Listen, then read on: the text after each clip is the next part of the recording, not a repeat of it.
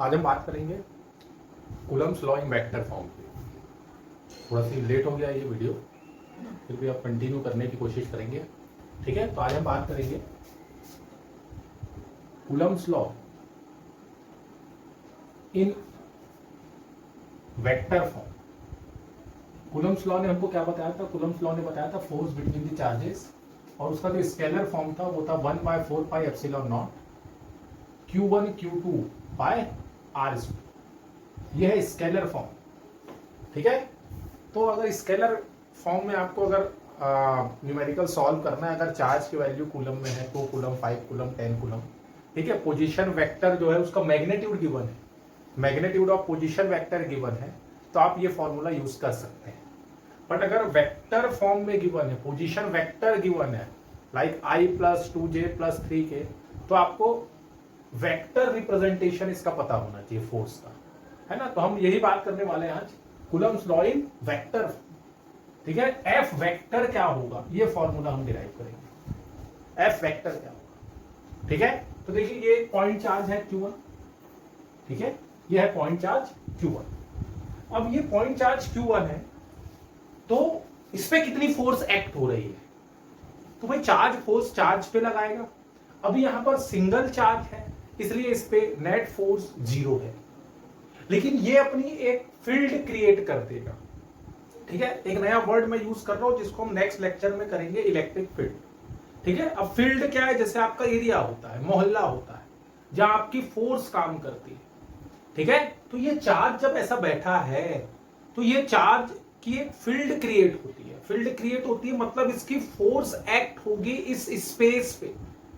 अगर यहां पर कोई दूसरा चार्ज आएगा तो ये वाला चार्ज उस पर फोर्स अप्लाई करेगा, ठीक है। ये जस्ट वैसे ही है जैसे कोई पर्सन है, उसका एक एरिया होता है, कोई हीरो है, उसका एक एरिया होता है, उस एरिया पे उसकी फोर्स काम करती है। जैसे आप लोग बोलते हैं ना भाई मेरे एरिया में आ, तो पूरा एरिया में आप प्रेजेंट नहीं रहते हैं, लेकिन वहां पर आपकी ताकत काम करती है। अगर कोई पर्सन वहां आता है तो आपकी फोर्स वहां काम करती है कि भाई मैं इसके एरिया में हूं। वैसे ही चार्ज का एक स्पेस होता है जहां उसकी फोर्स काम करती है, ठीक है। अभी इस पे नेट फोर्स 0 है, लेकिन इसने अपने चारों तरफ एक ऐसा स्पेस क्रिएट किया है जिसपे अदर कोई चार्ज आएगा तो वो फोर्स फिल करेगा, ठीक है। अब यहां पर एक सेकेंड चार्ज आता है Q2 और इनका सेपरेशन है R, ठीक है। तो ये चार्ज जो है ये फोर्स फिल करेगा किसकी? Q1 की। Q1 इस पे फोर्स एक्ट करेगा। दोनों चार्ज पॉजिटिव है तो इस फोर्स का जो नेचर होगा वो रिपल्सिव होगा। तो ये force applied by 1/2, force applied by 1/2, ठीक है। आप चाहो तो इसको ऐसा भी लिख सकते हो 2/1, फोर्स अप्लाइड बाय 1/2, है ना। इसमें कोई आपको बाउंडेशन नहीं है। Force is a vector quantity, तो इस डायरेक्शन में मैं एक यूनिट वेक्टर रिप्रेजेंट करता हूं R21। यूनिट वेक्टर आपने क्लास 11th में पढ़ा होगा। A vector, a unit vector is equal to vector A upon its magnitude, ठीक है। अब देखिए ये Q2 चार्ज है, ठीक है। Q2 चार्ज है तो Q2 चार्ज भी अपनी एक फील्ड बनाएगा। भाई ये भी तो चार्ज है ना, तो इसकी भी क्या है? फील्ड है। बोले भाई तू मेरे पे फोर्स अप्लाई किया, मैं तेरे पे करूंगा, क्यों? क्योंकि ये भी चार्ज है तो इसकी भी तो फील्ड होगी। तो Q2 भी क्या अप्लाई करेगा? Q1 पे फोर्स अप्लाई करेगा। भाई आप किसी को मारोगे तो वो भी तो आपको मारेगा, ठीक है। तो इसकी भी फील्ड है अपनी। तो Q2 ने Q1 पे फोर्स अप्लाई की, और ये भी फोर्स क्या होगी? रिपल्सिव इन नेचर होगी, क्योंकि ये फोर्स अप्लाइड बाय 2/1। किस डायरेक्शन में? इस डायरेक्शन में, यूनिट वेक्टर के डायरेक्शन। और यहां आप देख लें R21 जो यूनिट वेक्टर है वो जस्ट अपोजिट है R1, ठीक है। तो फोर्स क्या होगी भाई? F vector that is F21 1/4 pi epsilon not Q1 Q2 by R square, या आप इसको वेक्टर R स्क्वायर बोलते हैं, ठीक है। ये ध्यान रखें, वेक्टर R, ठीक है। और इसी को मैं बोल रहा हूं R2 माइनस R1, और इसी को मैं बोल रहा हूं R1 माइनस R2, क्योंकि मैग्नीट्यूड ऑफ वेक्टर R है। तो ये सब किसके इक्वल होगा? R। तो यहां कोई बाउंडेशन है नहीं आपको, आप सिंपली R लिख सकते हैं, ठीक है, लेकिन ये वेक्टर फॉर्म में रिप्रेजेंट कर रहे हैं तो साथ में आपको रिप्रेजेंट करना पड़ेगा यूनिट वेक्टर। तो ये फोर्स बिटवीन 2 पॉइंट चार्जेस जो कूलम्ब्स ने दी थी उसी फॉर्म को मैंने लिखा है, यूनिट वेक्टर लगा दिया, मतलब ये वेक्टर फोर्स है।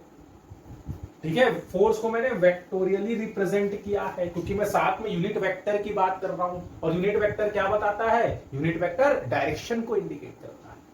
ठीक है, तो मैं यूनिट वेक्टर लगा दिया इसलिए यहां एरो लगाया हो, देखिए आप। ठीक है, अब देखिए ये फोर्स की बात कर रही है F12 की, 1/4 pi epsilon not Q1 Q2 by R square, और यहां पर यूनिट वेक्टर क्या आएगा, R12।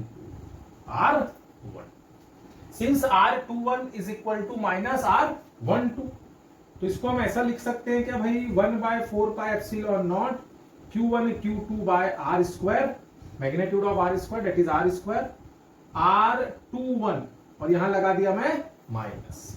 ठीक है भाई, सो R12 इज इक्वल टू, ये क्या है, ये क्या है, ये है F21। तो आप देखिए कूलम्ब्स फोर्स जो होती है वो इक्वल इन मैग्नीट्यूड है बट अपोजिट इन डायरेक्शन है। ठीक है, तो ये फर्स्ट रिजल्ट यहां से मिलता है। ठीक है, आगे सेकंड रिजल्ट की हम बात करते हैं, इतना नोट करें। ठीक है, अब मैं इसको रफ करता हूं। ठीक, चलिए अब आते हैं हम यूनिट वेक्टर पे। So F21 is equal to 1/4 pi epsilon not Q1 Q2 by R square. Unit vector क्या होता है, तो ये होता है vector A, so R21 vector upon magnitude R21 का मैग्नीट्यूड। ठीक है, चलिए तो F21 is equal to 1/4 pi epsilon not Q1 Q2 by, तो ये मैग्नीट्यूड ऑफ R21 बोलो या मैग्नीट्यूड ऑफ R12 बोले, दोनों किसके इक्वल है, R के। तो ये R और R स्क्वायर हो गया R³ और ये आ गया R21, ये है इसका वेक्टर। Is it clear? अब R21 को अगर आपको बताना है तो ये पोजीशन वेक्टर ले ले Q1, इसको ले ले Q2, है ना, और ये डिस्प्लेसमेंट वेक्टर को आप जो आपको बोलना है R12 बोलते हैं। ठीक है, या R21 बोलते हैं, जैसा भी हो रिजल्ट आपको मिल जाएगा। ठीक है, तो यहां सीधा सीधा आप ट्रायंगल लॉ लगाते हैं। ट्रायंगल लॉ, ये R1 है, ये R2 है और ये R21। ठीक है, ये R21, तो आप देखिए R21 plus R1 is equal to R2। ठीक है, तो Q1 से Q2 के डायरेक्शन में कौन है, R21, Q12 Q2। ठीक है, Q12 Q2 R21। ठीक है, R2, so R21 is equal to R2 minus R, ये इसकी value. Is it clear? R2 minus R। तो ये triangle law of vector addition हमने लगाया है क्लास 11 का। Two vectors are represented by two sides of the triangle in same order and its resultant is given by the third side of the triangle but in opposite order। तो ये same order के side है, R21 plus R1 is equal to, ये third side है but in opposite order that is R2। So R21 is equal to R2 minus R। यहाँ थोड़ा confuse मत होना आप, क्योंकि ये R21 को मैं R2 माइनस R1 लिखा हूं, आप चाहे तो इसको R12 बोलते हैं और इसको R21 बोलते हैं, तो सेकंड माइनस फर्स्ट हो जाएगा। तो रटने वाली बात नहीं है, ऐसा कोई लॉ नहीं है कि आपको F21 ही लिखना है। You can write F12, you can write R12 vector. ठीक है, तो वो R2 माइनस R1 हो जाएगा। तो जैसा भी आपने रिप्रेजेंट किया है ये इसका वेक्टर फॉर्म हो जाता है। Is it clear? तो आप याद रखें कि क्यूब वाले क्वेश्चन में वेक्टर फॉर्म में यहां देखिए R³ आ रहा है और साथ में वेक्टर R आ रहा है। ठीक है, और स्केलर फॉर्म में यहां पर R स्क्वायर आ रहा है। ठीक है, तो ये था Coulomb's law in vector form. अब हम इस पे करने वाले हैं न्यूमेरिकल।